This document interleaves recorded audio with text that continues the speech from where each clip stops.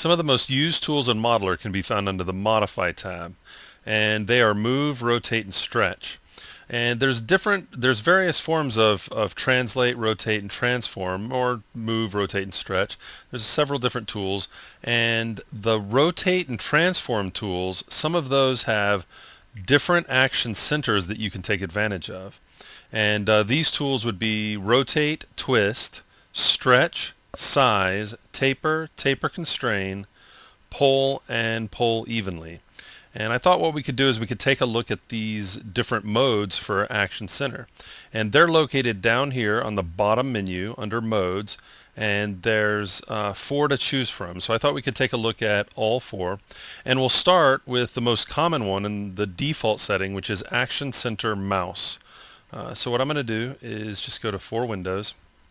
And the way Action Center Mouse works, I'm just going to grab the Rotate tool, and no matter where I put the cursor, that's going to be my Action Center. So if I want at the tip of the tail, I just place my cursor down here at the tip of the tail, left click and drag, and it's going to rotate around where I click. This is my favorite mode to work in because I feel like I'm actually grabbing onto a piece of geometry and rotating. Okay, and so no matter where I put the cursor, if I put it at the knee, it's going to rotate around that selection. Okay, and that again, it's not just limited to rotate; it's limited to the tools that I mentioned earlier. Okay, and so that's Action Center. This is this one, Action Center Mouse.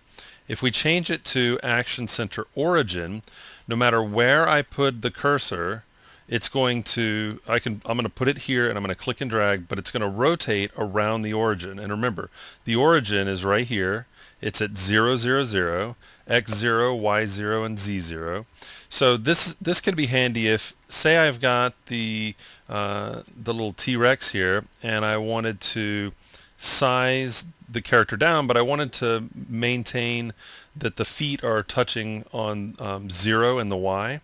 I can just grab the size tool, and with the mode set to Action Center Origin, know that I can left click and drag anywhere, and his feet, no matter how small I make him or how big I make him, his feet are going to be in the same place because I've got them at the origin. Okay, and so that's using the Action Center Origin.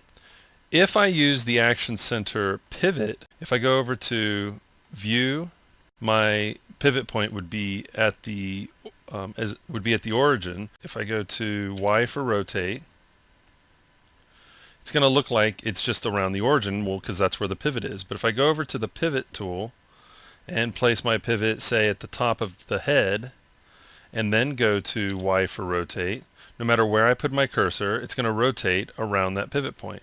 So say you had a robot and you had all the joints set up in different layers, and you wanted to test out the rotation of, say, the shoulder joint, well, you could base it off of the pivot point. But know that when you have the mode set to Action Center Pivot, it's going to use the first layer's pivot point. You can't decide which layer. It's going to be the first layer's pivot point that's selected.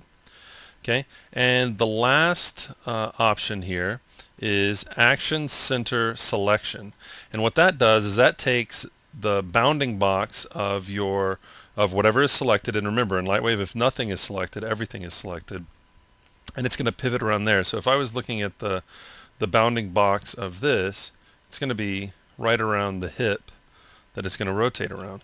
Now, one useful use for this would be, say we had this eye right here.